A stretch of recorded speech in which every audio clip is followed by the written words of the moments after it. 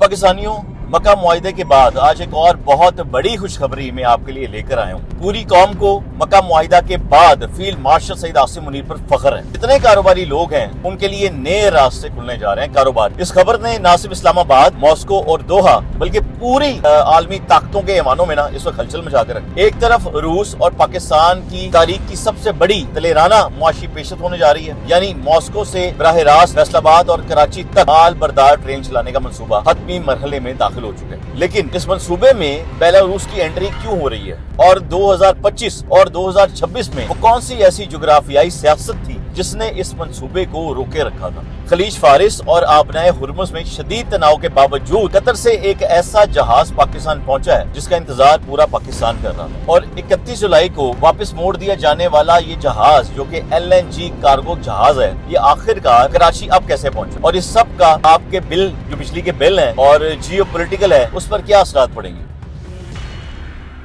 बिस्मिल्लाहिर्रहमानिर्रहीम, अस्सलाम वालेकुम। मेरा जुनून के साथ मैं हूं मोहम्मद आतिफ भट्ट। तो पाकिस्तानियों, मक्का मुआहिदे के बाद आज एक और बहुत बड़ी खुशखबरी मैं आपके लिए लेकर आया हूँ। पूरी कौम को मक्का मुआहिदा के बाद फील्ड मार्शल सईद आसिम मुनीर पर फख्र है। लेकिन आज खित्ते में दो ऐसी बड़ी खबरों का जिक्र करने जा रहा हूँ कि जितने कारोबारी लोग हैं उनके लिए नए रास्ते खुलने जा रहे हैं कारोबार के लिए। इस खबर ने न सिर्फ इस्लामाबाद, मॉस्को और दोहा बल्कि पूरी आलमी ताकतों के ऐवानों में इस वक्त हलचल मचा कर रखी। एक तरफ रूस और पाकिस्तान की तारीख की सबसे बड़ी दलेराना मुआशी पेशत होने जा रही है, यानी मॉस्को से बराह रास्त फैसलाबाद और कराची तक माल बरदार ट्रेन चलाने का मंसूबा हतमी मरहले में दाखिल हो चुका है। लेकिन इस मंसूबे में बेलारूस की एंट्री क्यों हो रही है, यह है सवाल।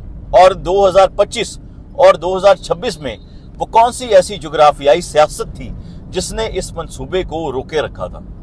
दूसरी तरफ खलीज फारिस और आबनाए हुर्मुज में शदीद तनाव के बावजूद कतर से एक ऐसा जहाज पाकिस्तान पहुंचा है जिसका इंतजार पूरा पाकिस्तान कर रहा था, और 31 जुलाई को वापस मोड़ दिया जाने वाला ये जहाज जो कि LNG कार्गो जहाज है, ये आखिरकार कराची अब कैसे पहुंचा और इस सब का आपके बिल जो बिजली के बिल हैं और जियोपॉलिटिकल है उस पर क्या असरात पड़ेंगे। आज की वीडियो आपको आलमी सियासत और पाकिस्तान के मुआशी मुस्तकबिल के ऐसे राज बताएगी जो आपको किसी और न्यूज चैनल पर नहीं मिलेंगे। इसलिए आपने वीडियो को लाजमी आखिर तक देखना है। इस वीडियो को लाइक भी कर लीजिएगा, शेयर लाजमी कीजिएगा और मेरा जुनून को सब्सक्राइब कर लीजिएगा। सबसे पहले बात करते हैं रूस के पाकिस्तानी सफीर एल्बर्ट के उस धमाकेदार इंटरव्यू की जो उन्होंने रूसी अखबार को दिया है। रूसी सफीर ने वाजिया किया है कि रूस और पाकिस्तान दोनों जो सिमतें हैं, यानी मॉस्को से फैसलाबाद और मॉस्को से कराची तक अपनी पहली डायरेक्ट फ्रेट रेल सर्विस शुरू करने के लिए रात दिन भजन वो काम कर रहे हैं। सोचिए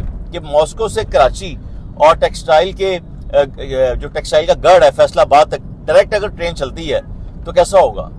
ये सिर्फ एक रेल गाड़ी का सफर नहीं है, ये जनूबी एशिया और यूरेशिया की तिजारत का एक नया मोड़ है। बेलारूस की एंट्री और नेशनल रूट्स के इस मंसूबे में सबसे दिलचस्प बात यह है कि इसमें बेलारूस को भी शामिल किया जा रहा है, यानी ये सिर्फ रूस और पाकिस्तान का दो तरफा मंसूबा नहीं रहेगा, बल्कि ये एक ऐसा शुमाली और जनूबी तिजारती राहदारी बन जाएगी जिसे नॉर्थ साउथ ट्रांसपोर्ट कॉरिडोर कहते हैं, वो बनने जा रहा है जो पूरे वस्ती एशिया और मशरकी यूरोप को बहरे अरब के जो है ना वो गर्म पानियों से ना जोड़ के रख देगा, उनसे जोड़ के रखेगा उस मुल्क को। वहां से आप बड़े आराम से तिजारत कर सकेंगे। इससे पहले ये भी सवाल है कि 2025 से 2026 तक जो रुकावटें आई वो क्या थी, तो उस पर सफीर एल्बर्ट ने खुलेआम ये बात की है कि जी ये मंसूबा पहले शुरू हो जाना चाहिए था, लेकिन कुछ रुकावटें आई। 2025 और 2026 के आगाज में जो खित्ते में पैदा होने वाली जो शदीद जियोपॉलिटिकल कशीदगी थी बनी, और इसमें ताखीर की जो वजह बनी है वो वही जंग थी जो आपको भी मालूम है। यूक्रेन जंग के बाद की सूरत हाल, वस्ती एशिया की सिक्योरिटी और आलमी पाबंदियों की वजह इस मंसूबे की राह में रुकावट बन रही थी। अब इस वक्त दोनों ममालिक मंसूबे के हतमी मुआहिदे यानी एग्रीमेंट को आखिरी शक्ल दे रहे हैं। रास्ते में आने वाले ममालिक की उन कंपनियों की निशानदेही की जा रही है जो इस राहदारी के जरिए अपना जो सामान है वो भिजवाना चाहती हैं। यहाँ से भी जाएगा, वहां से भी आएगा। लेकिन चाहे सफीर ने हतमी तरीका ऐलान नहीं किया, लेकिन वाज़ेह है कि जी अगर ये रेल नेटवर्क चालू हो जाता है तो पाकिस्तान के लिए रूस की मार्केट और रूस के लिए बहरे अरब तक रसाई انتہائی آسان اور سستی ہو جائے گی. سب سے بڑی بات یہ بائی روڈ بھی آپ کر سکتے ہیں, ٹرین ہے. تو یہ تھی وہ پہلی خبر جو بڑی دھماکے دار تھی, میں آپ کو دینا چاہتا تھا. اسی سے ریلیٹڈ اگلے ولاگ میں نا مزید میں اپڈیٹس آپ کو دوں گا جیسے جیسے مجھ سے پہنچیں گی. ٹھیک ہے, تو اب آتے ہیں جناب دوسری خبر کی طرف. سب سے اہم اور یہ سنسنی خیز خبر ہے جس کے بارے میں نے آپ کو پہلے بتایا کہ ایک جہاز آیا جس کا تعلق آپ کی جیب سے ہے, آپ کے چولہے سے ہے, آپ کے بجلی کے بل سے ہے. گزشتہ پیر کو پاکستان کی بندرگاہ یعنی پاکستان گیس پورٹ لمٹ کے ٹرمینل پر ایک گیس کا جہاز آیا جس کا نام ہے الاریش. اس جہاز میں 1,41,550 کیوبک میٹر LNG موجود ہے. لیکن اس جہاز کے پہنچنے کے پیچھے ایک پورا ہالی ووڈ کا سین نہیں ہوتا, سسپینس سین, وہ کریٹ ہوا. 31 جولائی کو یعنی یہی جہاز اپنے ہرمز کے پاس سے پہنچا, لیکن خلیج فارس میں ملٹری تناؤ اور سیکیورٹی خطرات کی وجہ سے اسے وہیں سے واپس موڑنا پڑا. حالات ایسے تھے, پاکستان میں گیس اور بجلی کے شدید بحران کا خطرہ پیدا ہونے والا تھا. لیکن پھر باری آئی پاکستان کی بہترین سفارتکاری کی, جس میں فیلڈ مارشل سید عاصم منیر کی بہترین عالمی تعلقات کو ہم کبھی بھی فراموش نہیں کرتے. انہوں نے دن رات ایک کر کے ہنگامی بنیادوں پر اصل مسئلے پر توجہ دلوائی بھی, اور قطر کی حکومت اور بحری سیکیورٹی کے اداروں سے رابطہ کیے گئے تاکہ اس جہاز کو محفوظ راستہ دیا جا سکے.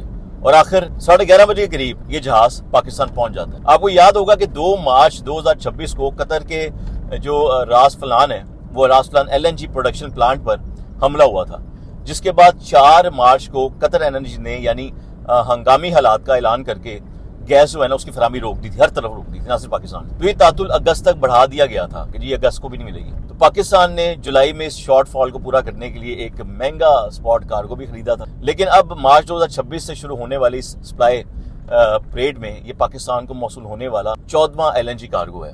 اب سب سے اہم سوال, اس گیس کے آنے سے عام پاکستانی کو کیا فائدہ ہوگا؟ حسابی اعداد و شمار کی زبان میں آپ کو سمجھاتا ہوں میں, اور یہ ریئلٹی ہے. بیسیکلی یہ کارگو پاکستان اور قطر کے درمیان حکومت ٹو حکومت یعنی کہہ لیں G2G معاہدے کے تحت آیا, جس کی قیمت 62 کروڑ کی عالمی قیمت کا 13.37% ہے. اس وقت عالمی سپاٹ مارکیٹ میں LNG کی قیمت $21.12 فی MMBTU ہے, BTU سے اوپر جا چکا, اور یہ خدشہ ہے کہ $23 کو چھو لے گی.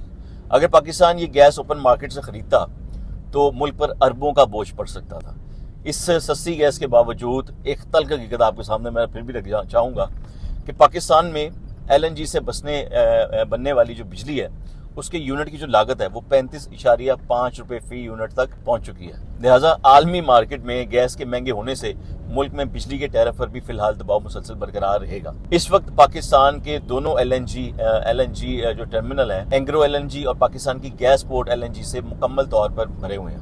اس میں مجبوری ہے ان حالات. جیسے ہی یہ گیس پروسیس ہو کر سسٹم میں شامل ہوگی, قطر سے اگلا کارگو وصول کرنے کے لیے راستہ صاف ہو جائے گا. ان دونوں خبروں کو اگر ملا کر دیکھا جائے تو ایشیا اور مشرقی وسطی میں جغرافیائی اور معاشی مساوتیں تیزی سے بدل رہی ہیں. اگر دیکھا جائے تو سیاسی اور سفارتی بھی. ایک طرف پاکستان روس کے ساتھ مل کر زمینی راستے کے ذریعے وسطی ایشیا اور یورپ تک اپنی رسائی بڑھا رہا ہے. بڑا اچھا یہ موقع بھی ہے ہمارے لیے اور یہ ایڈوانٹیج بھی ہے, فخر ہونا چاہیے اس بات پہ. تو دوسری طرف مشرقی وسطی میں جنگی حالات اور آبنۂ ہرمز کے تناؤ کے باوجود قطر کے ساتھ اپنے توانائی کے تعلقات کو قائم رکھے ہوئے ہیں, اور یہ سب پاکستانی قوم کے لیے کیا جا رہا ہے کہ ماسکو سے کراچی ریل سروس پاکستان کے لیے ایک گیم چینج ثابت ہو سکے. اگر خطے کی امن و امان کی صورتحال مستحکم رہے, جبکہ توانائی کے شعبے میں سستے معاہدوں کی بروقت تکمیل پاکستان کو ایک بڑے معاشی بحران سے بچا سکتی ہے.